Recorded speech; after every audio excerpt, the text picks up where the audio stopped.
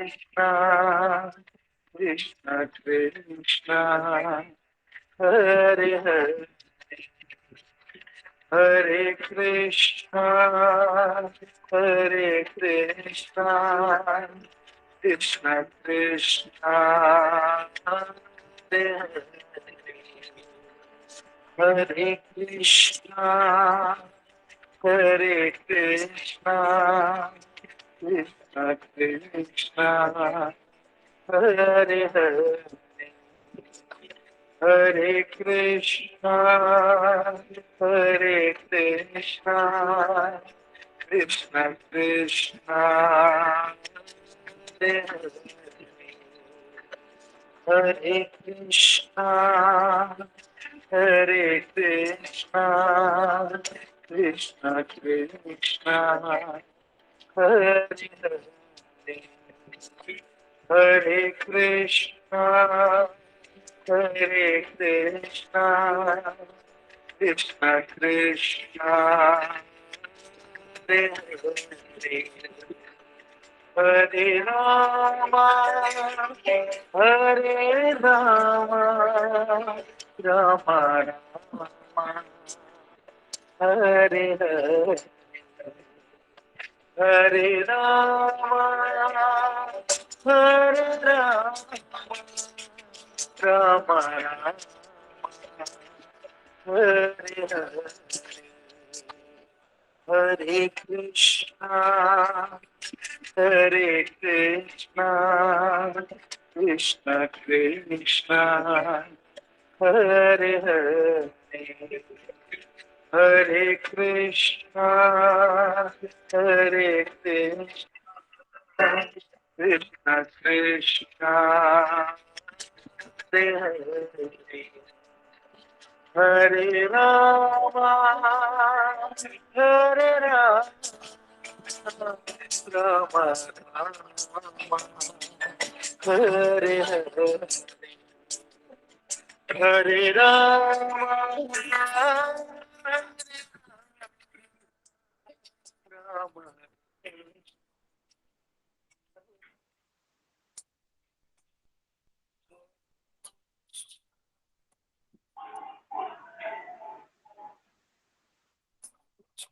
Krishna, Hare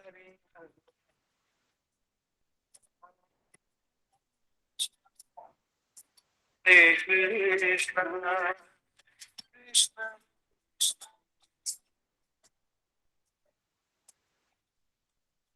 Hare Krishna, Krishna, Krishna, Hare Hare, Krishna,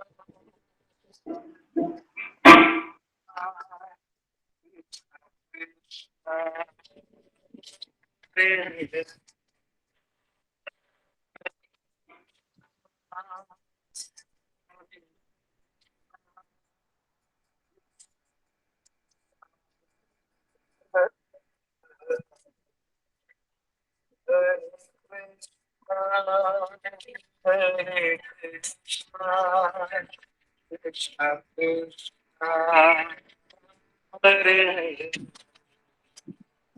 Hare Krishna, Krishna Krishna, Hare Hare, Hare Krishna, Hare Krishna, Krishna Krishna, Hare Hare, Hare Krishna, Hare Krishna, Krishna Krishna, Hare Hare, Krishna, Hare Krishna। जय सिया राम, सादर प्रणाम। आचार्य श्री को सादर दंडवत, सभी भक्तजनों को सादर प्रणाम करते हुए आज के भागवत कथा सुधा रस वर्षण के लिए हम गुरु जी से विनय करते हैं। सादर प्रणाम। जय सिया राम। सिया राम, सिया राम, सिया राम। मेरी आवाज जा रही है? आवाज पहुंच रही है? इसी हल्की है। अच्छा, तो ठीक है, जैसी भी तो भगवान का संस्तवन हो जाए। नमः परमहंसास्वादित चरण कमल चिन्मकरंदाय भक्त जनमानस निवासाय श्रीरामचंद्राय श्रीमते हनुमते नमः। वंदे विदेहतनया पदपुंडरीकम् कैशोरसौरभ समाहृतयोगिचित्तम् हन्तुं प्रतापमनिशं मुनिहंससेव्यम् सन्मानसालिपरिपीतपरागपुञ्जम् रक्ताम्भोजदलाभिरामनयनं पीताम्बरालङ्कृतम् श्यामाङ्गं द्विभुजं प्रसन्नवदनं श्रीसीतया शोभितम् कारुण्यामृतसागरं प्रियगणैर्भ्रात्रादिभिर्भावितं वन्दे विष्णुचिदात्ल्यमनिशं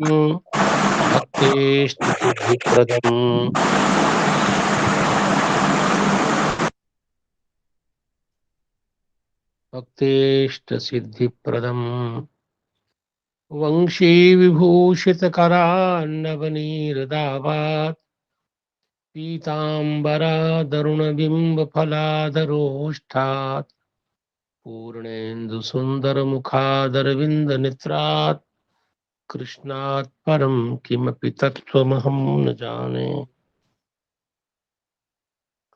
माधवं पद्मयोनिं च नारदं वादरायणं शुकं सूतं च गोकर्णं मद्गुरुं च नमाम्यहम्। हे जानकी चरणनूपुरलब्धभाव हे राघवेन्द्र चरणार्पित सर्वसौख्य हे मादृशातिपतितो धरणे समर्थ हे देशिकेन्द्र पदपङ्कजवन्दनं ते वाञ्छाकल्पतरुभ्यश्च कृपा सिन्धुभ्य एव च पतितानां पावनेभ्यो वैष्णवेभ्यो नमो नमः। वैष्णवेभ्यो नमो नमः। श्री भगवान की अपार करुणा से एवं हम सब लोगों के असंख्य पूर्व जन्मों में समुपार्जित पुण्यों के प्राबल्य से प्राप्त इस पवित्र क्षण को सार्थक करने के लिए हम सब लोगों ने श्रीमद् भागवत महापुराण का आश्रय लिया है और उसी मंगलमय पुराण के इस प्रसंग पर यथा बुद्धि विचार करने के लिए प्रस्तुत हैं, जब श्री भगवान करुणा करके कालिय का निग्रह कर रहे हैं। गुरुजनों से अनुज्ञा लेते हैं और जितने भी श्रोता इस ज्ञान गंगा में अवगाहन करने के लिए प्रस्तुत हैं, सबको बड़ी श्रद्धा से प्रणाम कर रहा हूँ। हमारे इस ज्ञान गंगा के प्रवाहक आचार्य द्वय को विशेष प्रणाम कर रहा हूँ। कल हमने यह सुना कि श्री यमुना जी में विद्यमान वह योजन प्रमाण वाला कालिय हृद कितना भयानक एवं विषाक्त है, जिसका जल विषाग्नि से संतप्त होता हुआ उबलता रहता था, जिसके ऊपर से उड़कर जाने वाला पक्षी भी उस विष के प्रभाव से गिरकर मर जाया करते थे। हवा तक इतनी विषाक्त हो गई थी, उसके तरंगों से संस्पृष्ट होकर जो हवा चलती थी, तो हवा में विष के कण विद्यमान होते थे, जिसके कारण उसके तट के चाहे स्थावर हों, वृक्षादि स्थावर हों, चाहे पशुआदि जंगम हो, सब प्राणी मर जाया करते थे, दग्ध हो जाया करते थे। बस यूं ही समझिए कि तट पर एक वही कदम्ब हरा भरा था, जिसके ऊपर आरूढ़ होकर खल संयमना अवतार श्री भगवान भीषण वेग वाले उस विषवीर्य काल्य को एवं उसके दुष्प्रभाव से श्री यमुना जी को अच्छी तरह से प्रभावित समझकर नाग संकुल विष से लबालब भरे हुए उस काली हृदय में श्री भगवान कूद गए। दुष्ट के दमन हेतु प्रभु का यह अद्भुत शौर्य प्रकाशित हुआ। आप देखेंगे अधिरूह्य आस्फोट्य गाढ़ रशन न्यपतत इत्यादि पदों से सुकुमार नंदन परम प्रभु का अप्रतिम साहस व्यक्त हुआ है। श्री व्रजेंद्र नंदन के काली हृदय में प्रबल वेग से कूदते ही क्षुब्ध नागों के विषों के आधिक्य के कारण हृदय समुच्छलित होकर के 400 हाथ तटबंध से आगे तक चला गया। श्री सुखदेव भगवान समझाते हुए कहते हैं, राजन घबराने की आवश्यकता नहीं है। यह अनंत बलधाम प्रभु के लिए कोई विशेषता नहीं, कोई अद्भुत बात नहीं। भगवान जब सब कुछ कर सकते हैं तो ये उनके लिए कौन सी नई बात है।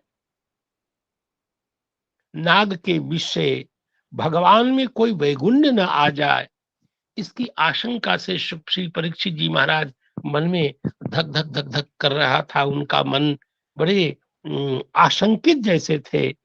तो उस समय श्री सुखदेव भगवान ने समझाते हुए कहा, अनंत अनंत बलस्य तत्किम, अर्थात जो भगवान अनंत बल है। देखिए विधिकरण बहुब्रीहि समास का आश्रय जब करेंगे तो अनंत बल का तात्पर्य होगा अनंतस्य शेषस्य, इन्हें आदि शेष जो भगवान नारायण के पर्यंक बने हुए हैं, उनका बल भी जिनके कारण है, ऐसे भगवान ये काली क्या बिगाड़ेगा। ये काली क्या है, इसकी औकात क्या है। जो भगवान शांताकारम भुजग शयनम पद्मनाभम सुरेशम है, भुजग शयनम होकर के भी जो शांताकार है वही भगवान है, कोई दूसरे तो है नहीं। ऐसी स्थिति में कालिए ये सर्प क्या करेगा उनका, इसके लिए कुछ नहीं कर पाएगा। उनको आनंद पूर्वक कथा सुनो राजन। और यहाँ तक की चर्चा कल भगवान की कृपा से की गई। श्लोकोच्चारण कर देंगे, नहीं तो केवल कहानी होकर के रह जाएगी। और श्लोक है, तम चंडवेग विषवीर्यमवेक्षतेन दुष्टां नदीं च खल संयमनावतारः कृष्णः कदम्बमधिरुह्य ततोऽतितुङ्गम् आस्फोट्य गाढरशनो न्यपतद्विषोदे सर्पहृदः पुरुषसारनिपातवेग संक्षोभितोरगविशोच्छ्वसिताम्बु राशिः पर्यक्प्लुतो विषकषाय विभीषणोर्मिर्धावन् धनुष्शतमनंत बलस्य किंतत्। और यहां तक की चर्चा करने के बाद आज आज का श्लोक है, तस्य हृदये विहरतु भुजदंड घूर्ण वार्घोषमंग वरवारण विक्रमस्य आश्रुत्य तत्स्वसदनाभिभवं निरीक्ष्य चक्षुश्रवा समसरत्तदमृश्यमान् तं प्रेक्षणीय सुकुमार घनावदातं श्रीवत्सपीतवसनं स्मितसुन्दरास्यं क्रीडन्तमप्रतिभयं कमलोदराङ्घ्रिं सन्दर्श्य मर्मसुरुषा भुजया चछाद तं नागभोग परिवीतमदृष्टचेष्टम् आलोक्य तत्प्रियसखाः पशुपाभृशार्ताः कृष्णेऽर्पितात्म सुहृदर्थकलत्रकामाः दुःखानुशोक भयमूढ़धियो निपेतुः। और यह श्लोक है हमारे सामने। तस्य हृदय विहरतः, हृदय विहरतः, हृदय में, उसी नाग हृदय में विहार करते उस श्री भगवान के, भगवान विहार कर रहे हैं, क्रीड़ा कर रहे हैं। और भगवान है कैसे? कवर वारण विक्रमस्य तस्य, श्रेष्ठ जो वारण है, गज है, यानी गजेंद्र, और उसके विक्रम के समान विक्रम है जिनका। वर वारण विक्रमस्य, वर वारण गजेंद्र के समान विक्रम है जिनका। अर्थात जैसे गजेंद्र का स्वभाव है जल में क्रीड़ा करना, वैसे भगवान वरवारण विक्रम है। और वो क्या करते हैं? भुजदंड, दोनों भुजदंडों से ऐसे जल में घूर्णन करते, और जल में घूर्णन करने से हुआ क्या? भुजदंडों के जल में घूर्णन करने से भुजदंडों के द्वारा वार घोष, वार ये रांत है, जलवाचक है, तो वार घोष जो जल में ध्वनि हुई, उस ध्वनि को आश्रुत्य, यह जो कालिय है, ये सुनकर के कालिय नाग को लगता है कोई मेरे भवन पर आक्रमण कर रहा है, मेरे भवन पर कोई हमला कर रहा है। तत्स्वसदनाभिभवम निरीक्ष्य, अपने सदन पर अभिभव, आक्रमण चढ़ाई, मानो किसी ने उसको हथियाने के लिए अभिभव किया है। अभिभव जान करके चक्षुश्रवा समसरत, चक्षुश्रवा, चक्षु ही श्रवण साधन है, श्रोत्रेंद्रिय है जिसके लिए, ऐसा चक्षुश्रवा सर्प को कहते हैं। समसरत, क्रिया की विशेषता देखिए। भगवान बादरायण के चरण कमल में प्रणाम, गत्यर्थक अन्य धातु का प्रयोग हुआ होता तो शायद वो आनंद नहीं आता जो आनंद इनके स्त्री धातु का है।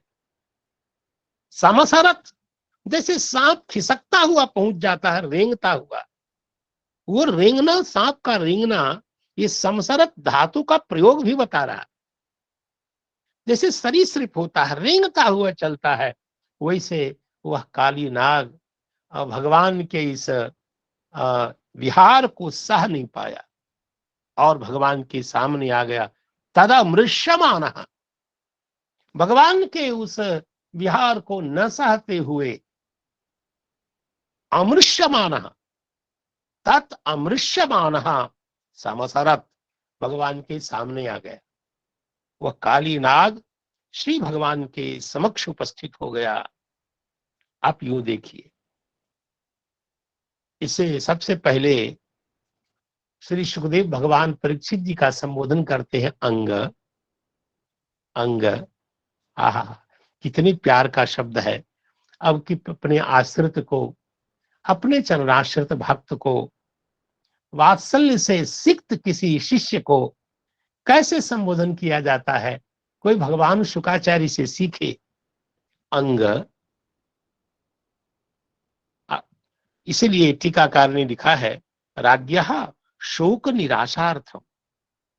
परीक्षित जी को चिंता हो गई, भगवान कूद तो गए, लेकिन पता नहीं वो दुष्ट काली नाग भगवान के साथ क्या व्यवहार करेगा। शोक, राजा को शोक हो गया, पता नहीं भगवान क्या करेंगे, राजा भगवान का क्या करेगा वो दुष्ट। राज्य शोक निराशार्थम सलालनम, जैसे कोई प्यार से दुलार से पुचकार के साथ किसी को संबोधित करता है, वैसा संबोधन प्रयोग किया। जैसे किसी आत्मीय वत्स को, अपने बछड़े को, अपने बालक को कोई स्नेह से संबोधित करता है, वैसा संबोधन किया गया। अंग, अथवा आचार्यों ने क्या किया कि देखिए, अंग वरवारण विक्रमस्य, अंग को संबुद्धि संबोधन न मानते हुए वरवारण विक्रमस्य के साथ अंग को जोड़ करके षष्ठ्यंत माना। ये दो पृथक पृथक पद नहीं है, ये एक ही पद है। अंग वरवारण विक्रमस्य, और उस पक्ष में इसका अर्थ होगा अंगेपी, आहा, अंगेपी, अर्थात श्री भगवान के चरण कमल के अंगुली के अग्रभाग में भी वरवारण विक्रम है। गजेंद्र के विक्रम के समान विक्रम है, गजेंद्र वाला पराक्रम है। अर्थात वरवारणात, ऐरावत की अपेक्षा भी विक्रम शक्ति विशेष है जिनके पास, ऐसे भगवान के लिए अंग वरवारण विक्रमस्य तस्य भगवतः, ऐसा अन्वय किया। वरवारण में, वरवारण किसको कहते हैं? मत्त गजेंद्र को वरवारण कहते हैं। और तद्वद विक्रम, अर्थात जलाहृति क्रीड़ा, और यह जिसकी है ऐसे भगवान। वरवारण यूं कह सकते हैं दिग्घस्ती, दिग्घस्ती दिशा के जो हाथी है, दिशा के हाथी, सुप्रतीक, अनंत, दिग्गज आदि, ये क्या है? ये चारों ओर से दिशाओं को, पृथ्वी को अपने दांतों में पकड़ रखे हैं, इसलिए दिग्गज कहलाते हैं। अपने दांतों से संपूर्ण पृथ्वी को पकड़ रखे हैं। जब इनके दांत में थोड़ी सी शिथिलता आती है तब भूकंप होता है, ऐसा लोग बताते हैं। तो ऐसे दिग्गज, दिग्घस्ती, और उनके विक्रम के समान विक्रम जिनका है, ऐसा भी अर्थ आचार्यों ने किया है। तो हे अंग, बड़े प्यार से संबोधन करके भगवान सुखदेव जी ने कहा, राजन, हृदय विहरता, उस नाग हृदय में विहार करते हुए। आपको एक बात बताता हूं, निवेदन करता हूं। भगवान यहाँ क्रीड़ा कर रहे हैं, और भगवान क्रीड़ा करते हैं, क्रीडन सामग्री नहीं बनते। भगवान राम है, रमण करते हैं भगवान, रमण करते हैं, रमण रमण का उपकरण नहीं बनते। भगवान पूजनीय है, पूजक नहीं। राम, राम एक देवता है, राम एक देवता, भिखारी सारी दुनिया। और इसलिए आचार्य ने कहा, भगवान बादरायण कहते हैं कि यहाँ ये क्या है?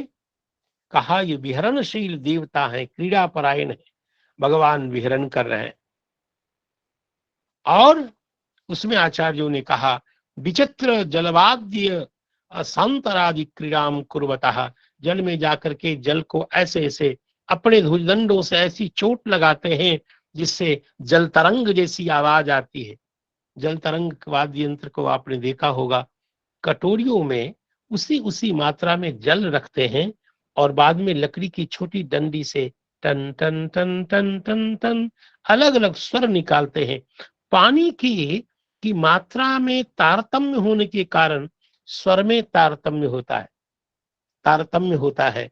तो इस प्रकार भगवान अपने भुजदंड से उस काली दह के जल पे ऐसा ताड़न करते हैं जैसे मानो जल तरंग नामक वाद्य यंत्र की कोई सुंदर ध्वनि प्रकट हो रही है। ये आचार्यों ने देखिए कितना ललित व्याख्यान किया। जल में विहार करना आप जानते हैं गज का स्वभाव ही है। यस्य तस्य भुजदंडाभ्याम आहतस्य जलस्य महाशब्दो नाद्भुतः, जो साधारण कोई होता तो उसके भुजदंड के आघात से सुंदर वाद्य यंत्र की ध्वनि नहीं निकलती। और इसलिए इस प्रकार का महाशब्द भी प्रकट नहीं होता। तो अब इसीलिए श्री विश्वनाथ चक्रवर्ती पाद महाराज यहाँ कहते हैं, क्रीडतः भुजदंडाभ्याम या घूर्णा, अर्थात भगवान जो जल में विहार कर रहे थे, उनके युगल भुजदंड के भ्रामन कराने से, घूर्णन करने से, अर्थात जैसे आप यूं सोचिए, जल में हाथ को घूर्णन कराने से ध्वनि होती, जैसे दधि मंथन का काम जब होता है, यही तो होता है। दधि में मंथान दंड को गति से घुमाते हैं और घुमाने से, घूर्णन से एक ध्वनि होती है। अर्थात दही का रेसा रेसा जब टूटता है तब उससे नवनीत प्रकट होता है। उसी रेसा रेसा तोड़ने की क्रिया से एक ध्वनि होती है। और यहां भी भगवान ने इतनी द्रुत गति से भुजदंड का भ्रामन किया, उस पे जल पर आघात किया कि बहुत सुंदर शब्द निकला। और घूर्णन से तथा भूतानाम, भूतानाम वाराम जलानाम, यो घोष है, उस नाद को सुन करके, और तत् घोषादेव, उसी ध्वनि को सुन करके वह कालिय नाग भगवान के उस जल विहार को सहन न करता हुआ, कई लोग दुष्ट होते हैं जो दूसरे के आनंद को सह नहीं पाते, तदमृष्यमान तस्मात् तद विहारात, इसलिए भगवान की उस जल विहार लीला को न सहता हुआ उसी शब्द से, यहां लिखा है स्वसदनाभिभवम, स्वसदन।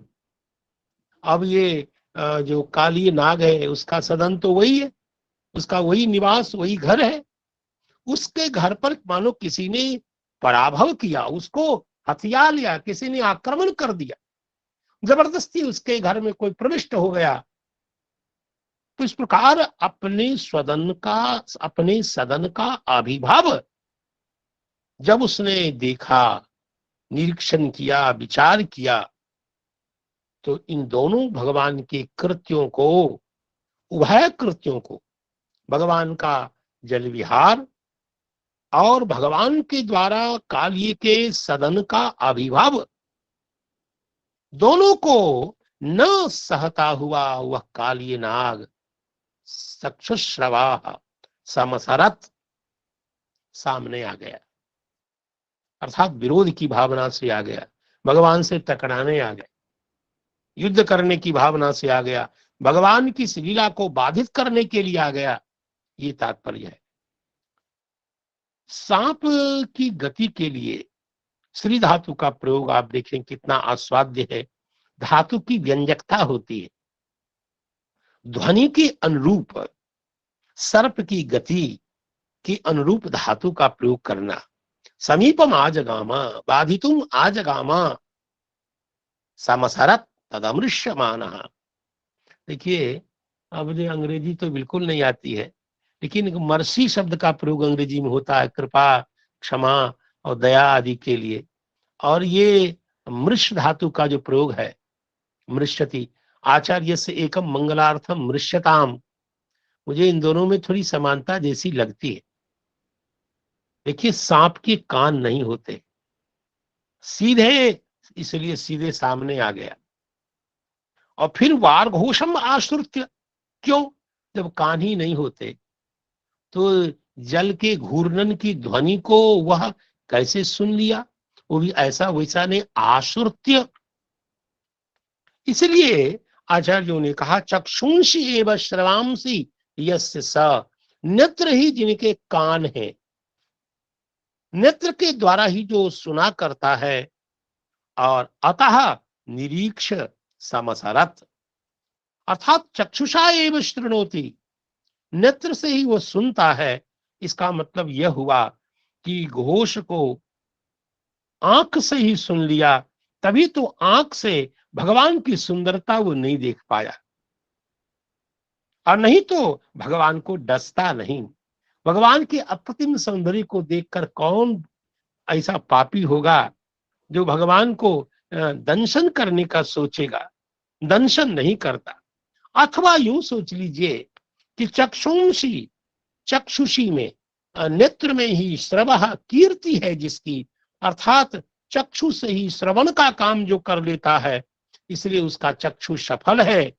आजकल के वैज्ञानिक भी ऐसा ही स्वीकार करते हैं कि सांप को कान नहीं होते। जो कोई बीन आदि बजाता है तो उसके हिलने डुलने को देख करके वो अपने फण को ऐसे ऐसे करता है, लोगों को भ्रम होता है कि वो सुन रहा है, सुन करके मदमस्त हो रहा है। ऐसा नहीं है।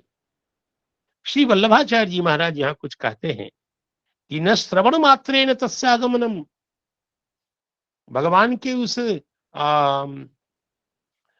भुजदंड के द्वारा संपादित जो जल घूर्णन है, उस घूर्ण को, उसकी ध्वनि को सुनने मात्र से वो नहीं आया, अपितु तेन भगवता, श्री भगवान के द्वारा जो स्वसथन का अभिभव जाना, अभिभव सुन लिया। श्रवण दर्शने एव एकत्रैव, श्रवण और दर्शन एक ही जगह है। श्रुतमपि दृष्टमिव मन्यते, सुने हुए को वो देखा हुआ मानता है। अतः समसरत, बहुत प्रौढ़िता के साथ वो सामने आया, पूरा मूड बना करके आया है युद्ध करने के लिए, भगवान को बाधित करने के लिए। और इस प्रकार अब हम भगवान वादरायण की शरण में चलते हैं, उस श्लोक का उच्चारण करते हैं। तस्य हृदय विहरतो भुजदंड घूर्ण वार्घोषमंग वरवारण विक्रमस्य, आश्रित्य तत्स्वसदनाभिभवं निरीक्ष्य चक्षुश्रवाः समसर तदमृश्यमानः। तदमृश्यमानः, भगवान बादरायण ने ऐसा कहा। श्रीधर स्वामी जी महाराज ने यहाँ वैसा ही कुछ अन्वय किया है, उसको मैं पढ़ जरूर देता हूं। हृदय में विहार करते हुए, हृदय विहरतः, भुजदंड के आघात से जो उदक का घोष हुआ, भुजदंडा हतोदक घोषम, भुजदंड के, भगवान जब ऐसे कूदे तो भुजदंड के आघात से जल का जो घोष उत्पन्न हुआ उसको सुनकर, और ततः उससे, अर्थात स्वसदन का आविर्भाव देख करके, तत् असहमान, उसको न सहन करता हुआ, क्या हुआ, सर्पः चक्षुश्रवाः समसरत, समाजगाम, आ गया। यह तो श्रीधर स्वामी जी महाराज कहते हैं, और श्री विश्वनाथ चक्रवर्ती पाद के वाक्य का तात्पर्य तो निवेदित चर हो गया, निवेदित पूर्व हुआ। अब अगले श्लोक में हम प्रवेश करते हैं। तम प्रेक्षणीय सुकुमार घनावदातम श्रीवत्सपीतवसनम स्मित सुंदरास्यम क्रीडन्तमप्रतिभयं कमलोदरांघ्रिं संदश्य मर्मशुरुषा भुजया चछाद। ये जो चछाद है, यहाँ तो छद धातु का लिट वाला रूप, यह तो इसमें तुक होना चाहिए, लेकिन आर्ष होने के कारण नित्य तुक भी नहीं हुआ। चच्छाद ऐसा लोक में प्रयोग होता है, यह आर्ष प्रयोग है, चछाद। अब इसमें देखिए, ये प्रेक्षणीय सुकुमार घनावदातम, इसमें तीन अलग अलग पद हैं और तीनों का बाद में समास कर दिया गया। प्रेक्षणीय भगवान तो ही, भगवान से सुंदर दर्शनीय और कौन होगा। अत्यंत सुकुमार हैं भगवान, अत्यंत कोमलांग हैं भगवान, और भगवान घनावदात है, घन के समान, बादल के समान अवदात है, स्वच्छ है। इसलिए आचार्यों को लगा कि अवदात की सेटिंग ठीक करनी पड़ेगी, धवल, स्वच्छ, निर्मल आदि अर्थ न करके कोश के सामर्थ्य से आचार्यों ने अवदात का अर्थ किया श्याम। लेकिन श्रीधर स्वामी जी महाराज उज्जवल अर्थ ही करते हैं। घन के समान उज्जवल जो है, जो प्रेक्षणीय भी हैं, सुकुमार भी हैं और बादल के समान उज्जवल हैं, ऐसे जो श्री भगवान श्रीवत्स पीतवसनम। और दूसरा भगवान का विशेषण है श्रीवत्स पीतवसनम। श्रीवत्स की रेखा है और पीतवसन है जिनका। देखिए भगवान के वक्षस्थल पर श्रीवत्स की रेखा है। आप जानते हैं कि भगवती श्री श्री श्री जी भगवान के वाम भाग में विराजती हैं। लेकिन भगवान ने एक बार कहा कि श्री जी आप करुणा करके दक्षिण भाग में आ जाइए। श्री जी ने कहा क्यों? मैं तो आपकी पत्नी हूं और वाम भाग में रहती हूं, वामांक में विभूषित हूं। भगवान ने कहा ऐसा है कि मेरा एक यज्ञ चलता रहता है और यज्ञ में पत्नी पत्नी भवति दक्षिणे। यज्ञ जब कोई हो तो पत्नी को दक्षिण भाग में आ जाना चाहिए। श्री जी ने कहा कि आपका कौन यज्ञ चल रहा है? भगवान ने कहा एक मेरा यज्ञ है, जिस यज्ञ का नाम है शरणागति यज्ञ। जीव जो मेरी शरण में आ जाता है मैं सद्य उसका उद्धार करता हूं, शरण में लेता हूं। कभी भी यज्ञ मेरा ये बंद होता नहीं। ये प्रपदन याग, शरणागति याग निरंतर चलता ही रहता है। इसलिए आप दक्षिण में आइए। और तब भगवान के आग्रह पर श्री जी ही पीत स्वर्णिम रोम राजी के रूप में भगवान के दक्षिण वक्षस्थल पर विराजमान हो गई। और वही जो पीत स्वर्णिम जो रोम राजी है वही श्रीवत्स रेखा के रूप में प्रसिद्ध है। तो ये श्रीवत्स और पीत वसन आचार्यों ने बहुत आस्वादन दिया है, खूब आनंद दिया है। तो कहते हैं तम प्रेक्षणीय सुकुमार घना बदात श्रीवत्स पीत वसनम। पीतन पीत है वसन जिसका, अथवा श्रीवत्स के साथ पीतांबर धारण किए हुए हैं जो, और स्मित सुंदरास्यम। हा, स्मित के कारण और भी भगवान का जो मुखमंडल है ऐसे ही परम सुंदर है, लेकिन स्मित के कारण भगवान का मुखमंडल और भी सुंदर हो जाता है। तो स्मित के कारण सुंदर है हास्य मुखमंडल जिनका, ऐसे भगवान क्रीडंतम प्रतिभयम। और क्रीड़ा करते हुए अप्रतिभय निर्भय जो भगवान है। और सबसे सुंदर बात, कमल के उदर की समान सुकुमार हैं अंघ्रि जिनके। कमल का जो कोश भाग है, कर्णिकार भाग है, कमल ऐसे आप में सुंदर है, लेकिन उसका जो कोश भाग है वह अन्यान्य पंखुड़ियों से ढके होने के कारण और भी सुकुमार होता है। तो कमलोदर के समान सुकुमार हैं, अत्यंत ही स्पृहणीय सुकुमार हैं अंघ्रि चरण द्वय जिनके। ऐसे श्री भगवान, ऐसे भगवान को तम भुजया चछाद। उस काली नाग ने क्या किया? केवल काली नाग आया ही नहीं, भगवान को अपनी भुजा से आवृत कर लिया, आवेष्टित कर लिया, ढक लिया। चछाद। श्रीधर स्वामी जी महाराज यहाँ कहते हैं श्रीवत्स पीत वशनम हृदय विहरतः श्रीवत्सेन संयुक्तम उच्च चलत पीतम वस्त्रम यस्य तम एवं भूतम भगवंतम भुजया भोगेन चछाद अवेष्टयत। भगवान को घेर लिया, अपने शरीर से चारों तरफ से लपेट लिया, भगवान को आवृत कर दिया। ये भुजा शब्द का अर्थ यहाँ भोग है। सर्प के शरीर को भोग कहते हैं, और भोग जिसके पास है वो भोगी कहलाता है। कालिदास ने लिखा है भोगीव मंत्रौषधिरुद्ध वीर्यः। भोगी। तो भुजया चछाद, यहां आप देखेंगे कि वंशीधराचार्य जो श्रीधर स्वामी जी के आशय को प्रकाशित करने के लिए संकल्पित रहते हैं, संकल्पित हैं, उन्होंने लिखा है कि यहाँ जो यह जो घनावदात है, यहाँ अवदात का अर्थ श्याम करना चाहिए। और कोश में, शाश्वत कोश में अवदात का पर्याय श्याम भी है। आगे कहते हैं स्मित सुंदरास्यम क्रीडंतम प्रतिभयम कमलोदरांघ्रिम संदस्य मर्मसु। टीकाकार कहते हैं कि मर्म किसको कहते हैं?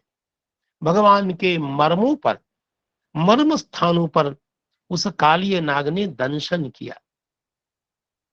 मर्मसु और मर्मपी की व्याख्या करते हुए कहते हैं यत्र ताडनादिना अतीव पीड़ा मृत्युर्बाजायते तत्स्थानम मर्मेति।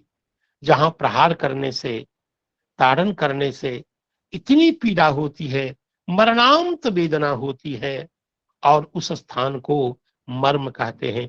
ग्रीवा है, ये उरुभाग है, जहां चोट लगे तो व्यक्ति सहसा या तो मूर्छित हो जाता है या अत्यंत प्राणांत दशा को प्राप्त कर लेता है।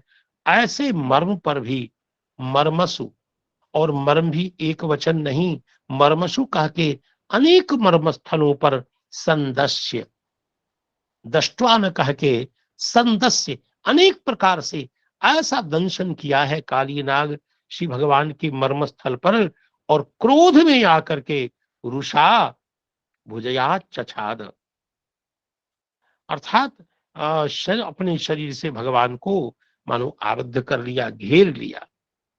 भुजा शब्द की व्युत्पत्ति श्री वंशीधराचार्य ने दी है। भुज कौटिल्य धातु है, भुजो ओदंत है ये, तो भुजति कुटली भवती इति भुजा, और भुजा का अर्थ है शरीर। सांप का शरीर कुटिल होता ही होता है, और ये इगुपधत्वात्, इगुपधज्ञा प्रीकिरः कह के कारण क प्रत्यय होने से टावंत कर देने पर ये भुजा बना, जिसका अर्थ है सांप का शरीर, और उससे भगवान के श्री विग्रह को आविष्टित कर लिया। श्री विश्वनाथ चक्रवर्ती पाद महाराज कुछ कहते हैं, उनकी बात सुनने के बाद आगे प्रवेश करेंगे। श्री विश्वनाथ चक्रवर्ती पाद कहते हैं प्रेक्षणीयम, भगवान के श्री विग्रह को कहा गया प्रेक्षणीय। तम प्रेक्षणीय सुकुमार घनावदातम, तो प्रेक्षणीय का तात्पर्य क्या है? का प्रेक्षणीयम अति सुखदम अपि, दर्शन मात्र से हृदय में आह्लाद प्रकट कर देने वाला स्वरूप ही प्रेक्षणीय होता है। अत्यंत सुखद होने पर भी उस रूप को कालिय के प्रति वह विपरीत अनुभूत हुआ। देखिए, पाप के तारतम्य के कारण, पाप पुण्य के तारतम्य के कारण, या भगवान की कृपा में तारतम्य के कारण भगवान किसी को बहुत अच्छे लगते हैं, किसी को बहुत अच्छे लगते हैं, किसी को एकदम अत्यंत परम सुंदर लगते हैं, और वहीं रावण, कंस, दुर्योधन आदि को वही भगवान उतने आकर्षक कहाँ लगते? भगवान की लीला शक्ति के वैचित्र के कारण कहे, या जीव के स्वयं पाप पुण्य के तारतम्य के कारण कहे, वही भगवान, देखिए इतने सुंदर भगवान है, परम सुखद भगवान का रूप है, फिर भी कालिय नाग को वह विपरीत ही प्रतीत हुआ है, विपरीत ही अनुभव में आया। कालिय नाग के लिए वही रूप विपरीत हो गया। और इसी बात को बता रहे तम, घन के समान उज्जवल श्रीवत्स में और विहार के कारण आयातम पीत वसनम। क्या बात! श्रीवत्स तो रेखा विशेष है, या आप यूं सोचे कि भगवान का कोई आभूषण विशेष है। वहां तक जब भगवान ने विहार किया जल में, तो जल में आप देखेंगे, अनुभव से बात समझ में आती है, तो जल का वस्त्र का घनत्व कम होने से जल से वस्त्र ऊपर उठ जाता है। स्नान करते समय जो धोती पहनते हैं उनको ये अनुभव होता है। वैसे भगवान का जो पीतांबर है वह श्रीवत्स रेखा तक आ गया है, वहां तक आ गया है भगवान का पीतांबर, ऐसा कुछ बताते हैं।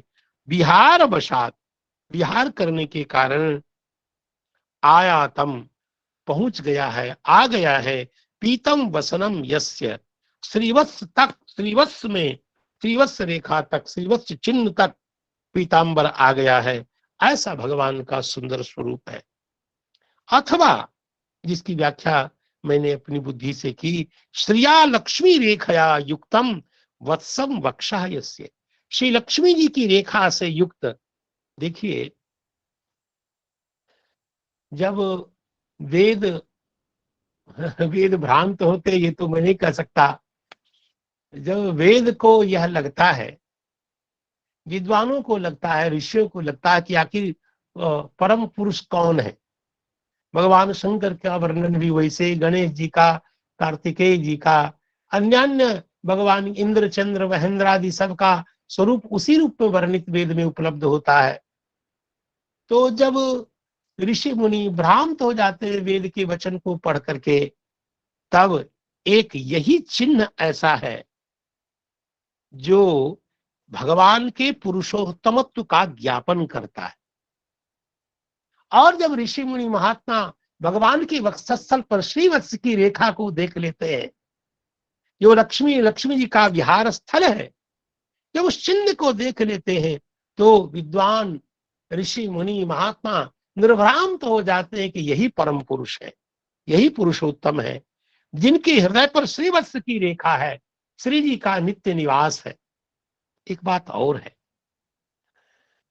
जब मुक्ति अनेक प्रकार की है, जब भगवान सारूप्य मुक्ति प्रदान करते हैं, भगवान के पार्षद के लिए कहा जाता है चतुर्भुज हो जाते हैं वैकुंठ में, तो आखिर भगवान के पार्षद और भगवान एक साथ प्रकट हो जाए तो दोनों चतुर्भुज हैं, दोनों ही श्याम वर्ण है, भगवान के रूप गुण सब संक्रमित हो जाते हैं। वेद में लिखा है निरंजन परमम साम्य उपैति, केवल भोग मात्र साम्य लिंगाच, इस ब्रह्म सूत्र के आधार पर केवल सर्वशेषित्व, सर्वशासकत्व, सर्वनियामकत्व ये भगवान में रहता है, अन्यथा भगवान के सारे गुण मुक्तात्मा में संक्रमित हो जाते हैं। और ऐसी स्थिति में भगवान के पार्षद को और भगवान को आप कैसे अलग अलग कर सकेंगे? ये केवल 2-3 चिन्ह ऐसे हैं जो भगवान के स्वरूप के इतर व्यावर्तक है, भगवान के स्वरूप से भगवान को अलग करते हैं। जैसे श्रीवत्स की रेखा और भृगु जी महाराज के द्वारा लगाई गई स्टाम्प, भृगु जी महाराज ने जो अपने चरण का प्रहार भगवान के वक्षस्थल पर किया, वह, और ये जो सर्वशेषित्व, तो ये सब भगवान के स्वरूप निरूपक चिन्ह है।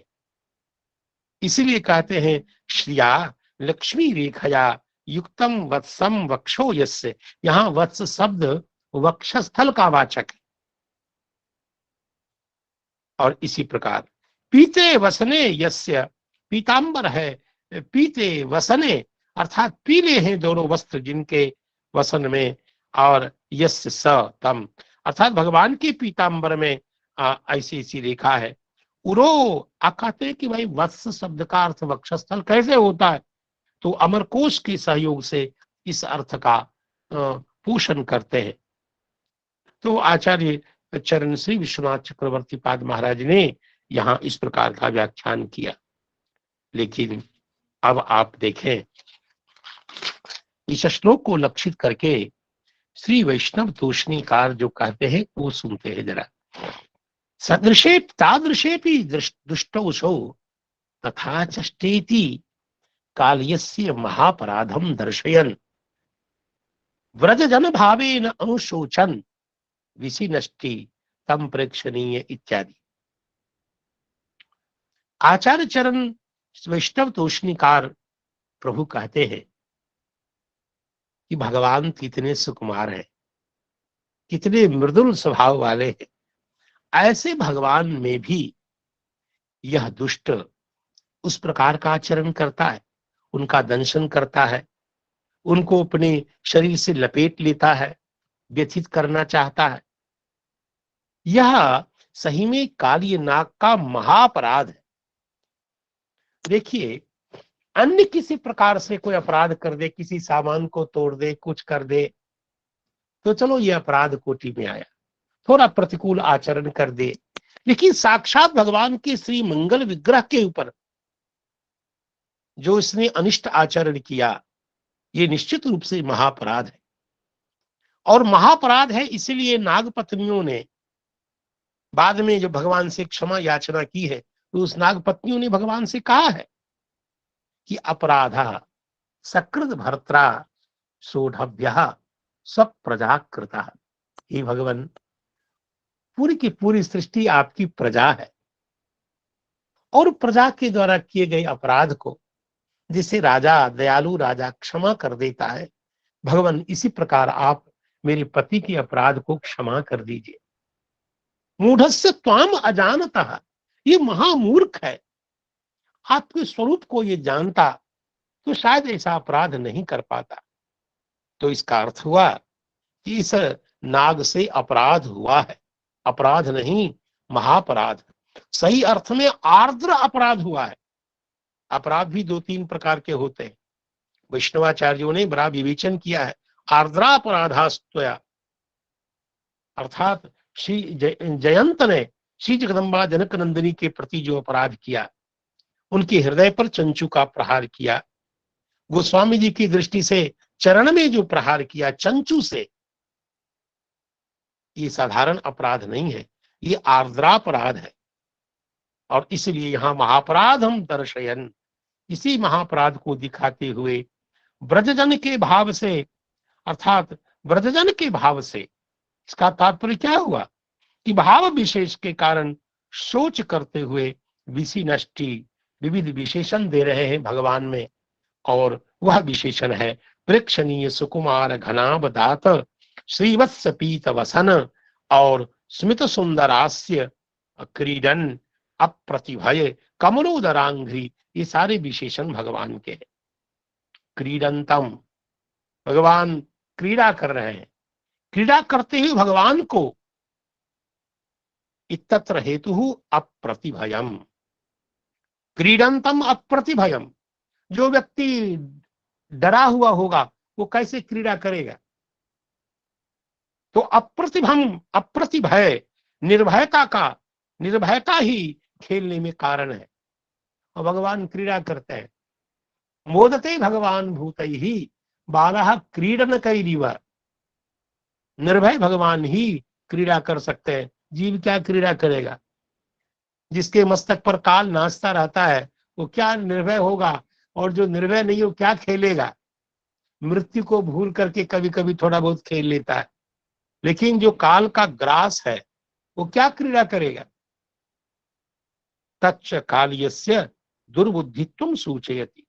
भगवान निर्भय है और फिर भी भगवान के ऊपर ऐसा अनिष्ट व्यवहार करता है भगवान। तच्च, और यह काल्य का महामूर्खत्व, निर्बुद्धित्वम, बुद्धि का अभाव ही सूचित करता है। चक्षुश्रवा, चक्षुश्रवा ऐसा कहने से कया भुजया भुजाकारत्वात् तस्य भोग एव भुजा, भुजा का आकार होने की, इसलिए सांप को भुजंग कहते हैं। भुजेन गच्छति, भुजगः भुजंगः दोनों ही होता है। तो अर्थात अपने भुजा से ही, अपने शरीर से, अपने, क्योंकि हाथ अतिरिक्त तो है नहीं, वो शरीर ही उसके हाथ के आकार का है, इसलिए भुजक कहलाता है। तो भुजया चछाद। वैष्णव तोषणीकार इतनी सी बात यहाँ प्रस्तुत करते हैं। अगले श्लोक में प्रवेश करते हैं। तम नाग भोग, तन्नाग भोग परिवीतमदृष्ट चेष्टम आलोक्य तत्प्रिय सखा पशुपा वृषार्ता कृष्णेर्पितात्म सुहृदर्थ कलत्र कामा दुःखानुशोक भय मूढ़ धियो निपेतुः। श्री सुखदेव भगवान वर्णन करते हैं कि तम नाग भोग परिवेतम, भोग शब्द का अर्थ स्पष्ट हो ही गया, उसका शरीर ही भोग है। नाग का भोग, तम नाग भोग, इसका तात्पर्य हुआ भगवान नाग भोगे न परिवीतम परिवेष्टितम, और चारों तरफ से आच्छन्न, चारों तरफ से परिवेष्टन किया हुआ, और इसलिए अदृष्ट चेष्टा, भगवान की चेष्टा नहीं दिखाई दे रही, अदृष्टा चेष्टा यस्य एवं भूतम भगवंतम, इस प्रकार अदृष्ट चेष्ट भगवान को देखकर वृषार्था अत्यंत दुखित हो गए हैं, अत्यंत पीड़ित हो गए। और पीड़ित होने के कारण कौन पीड़ित हो गए? भगवान के प्रिय सखा लोग। इसका अर्थ है कि इन सखाओं को स्पष्ट दिख रहा था सब कुछ, दुख के कारण उससे भी दुख और अनुशोक, भय के कारण मूढ़ हो गई थी बुद्धि, और इसलिए दुखांतरम अपि बारंबारम, दुख बार बार दुखांतर को, बार बार शोक को अनेन बिना किं करिष्यामि, और भगवान के बिना हम लोग क्या करेंगे, इस प्रकार शोक कथम जीविष्यामि, और फिर हम जिएंगे कैसे, ऐसा इस प्रकार का भय, और इनके कारण, दुख के कारण, अनुशोक के कारण, भय के कारण मूढ़ हो गई है, मूर्छित हो गई है, विवेक रहित हो गई है बुद्धि जिनकी, ऐसे पशुपाह गोपाह, गोपाह ये सब मूर्छित होकर के गिर गए। निपेतु, जैसे अवलंबन न होने के कारण कोई निराधार होकर के गिर जाता है, वैसे भगवान के स्वरूप को, इस स्थिति को देख करके अदृष्ट चेष्ट और भोग से वेष्टित भगवान के विग्रह को देखकर जितने भी भगवान के प्रियम प्रीतम प्रिय सखा थे, गोपजन थे, और सब गिर गए, मूर्छित हो गए। आखिर इतने आर्त क्यों हो गए, ये सब इतने दुखी क्यों हो गए? इसमें कहते हैं तत्प्रिय सखा, आखिर भगवान के प्रिय सखा है, तो प्रिय सखा होने के कारण, अत्यंत प्रियतर सखा होने के कारण, और इसलिए इनकी ये दशा हो गई। और सख्य का तात्पर्य है, अर्थात क्यों ऐसा हुआ, तो कहते हैं कि कृष्णे अर्पिता, भगवान में अर्पित कर दिया है आत्म आदि को जिसने, अतः अपने जीवन को भगवान के चरणों में अर्पित कर दिया।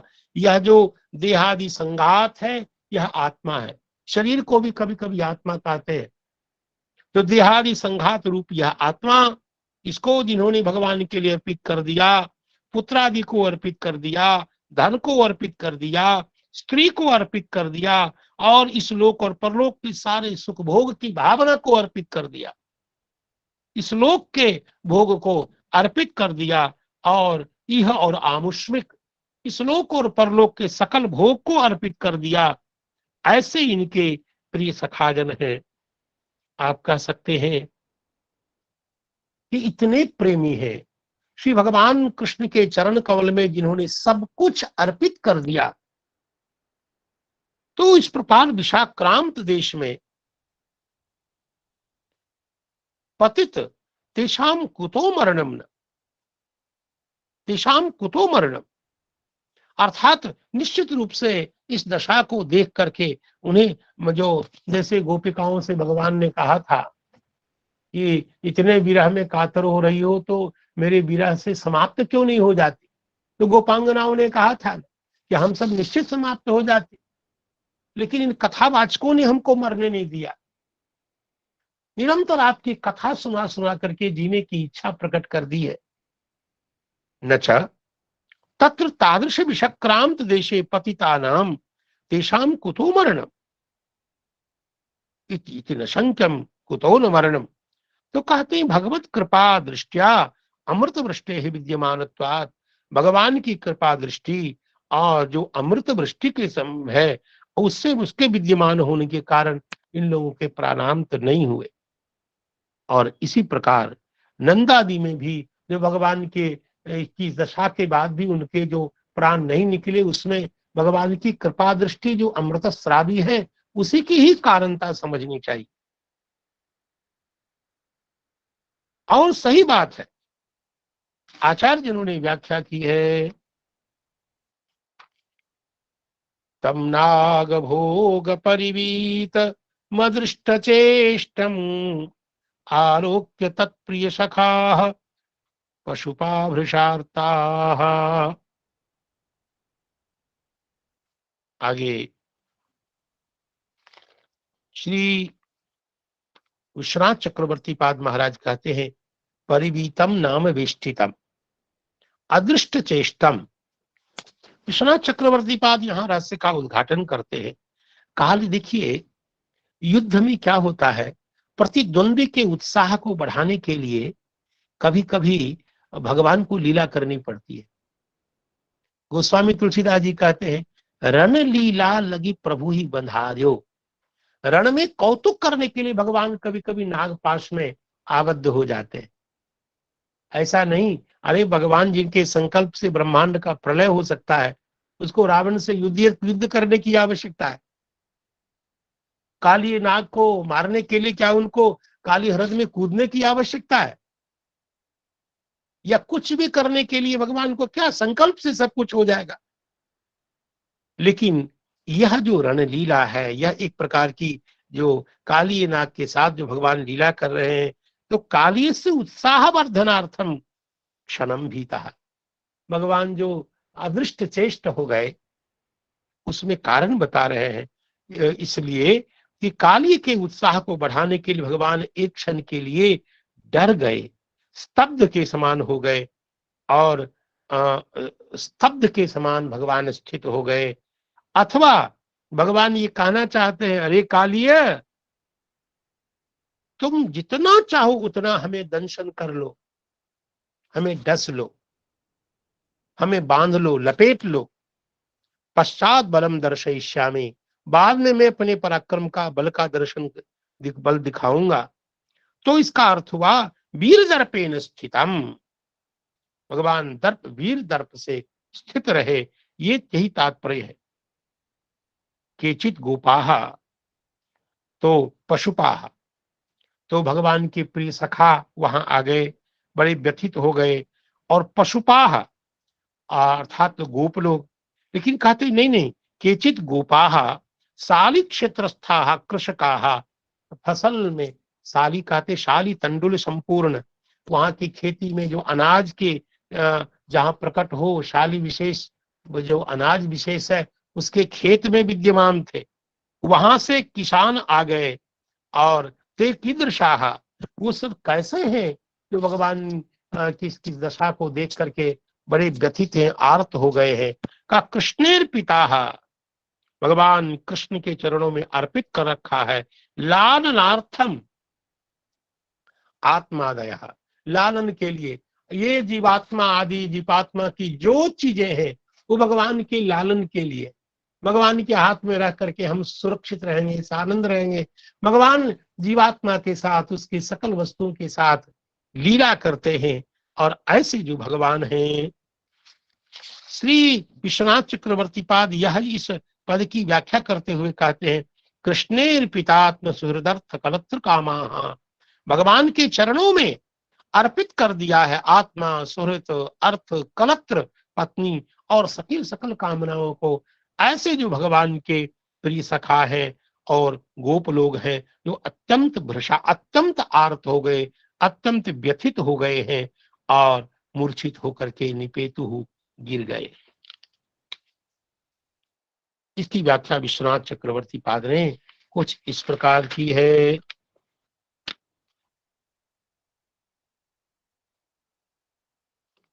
अगले श्लोक में का एक बार उच्चारण कर लेते हैं, और फिर उसका स्थूल तात्पर्य समय हुआ तो प्रस्तुत करूंगा। गावो वृषा वत्सतर्यः क्रन्दमाना सुदुःखिताः कृष्णे न्यस्ते क्षणा प्राणाः क्रन्दन्त्यः इव तस्थिरे क्रन्दन्त इव तस्थिरे। अब यहाँ गावः, वृषाः, वत्सतर्यः, क्रन्दमाना, ये सब आर्षक प्रयोग है। सुदुःखिताः, कृष्णे न्यस्ते क्षण प्राणाः, कृष्ण में स्थापित कर दिए हैं, न्यस्त कर दिए, विन्यस्त कर दिए हैं। ईक्षण और प्राण को जिन्होंने ऐसे क्रंदंत्यः विलाप करती हुई वहीं टिक गई हैं। गाय, वृष और वत्सतरी शब्द की व्याख्या श्रीधर स्वामी जी ने जरूर की है और आचार्यों ने की, वंशीधर आचार्य ने की है। वत्सतर्यः गर्भाधान योग्य वयसः, गर्भ धारण के योग्य अवस्था वाली जो बच्चियां है उनको वत्सतरी कहते हैं। इस प्रकार इन शब्दों का श्लोक का उच्चारण किया गया और इस उच्चारण के साथ ही समय भी पूरा हो गया। तो सकल त्रुटियों के लिए भगवान के मंगलमय नाम का उच्चारण किया जाए। गुरुजनों को प्रणाम करता हूँ जिन्होंने अस्त व्यस्त और अशास्त्रीयता से परिपूर्ण इस वक्तव्य का श्रवण किया। भगवान की गुणानुवाद का यथा बुद्धि प्रस्तुत गुणानुवाद का श्रवण किया। आपके चरणों में प्रणाम के अतिरिक्त मेरे पास कुछ नहीं है और भगवान के मंगलमय नाम का उच्चारण करता हूँ। हरे कृष्णा कृष्ण कृष्ण हरे हरे, हरे राम राम राम हरे हरे। श्रीपाद जयकांत।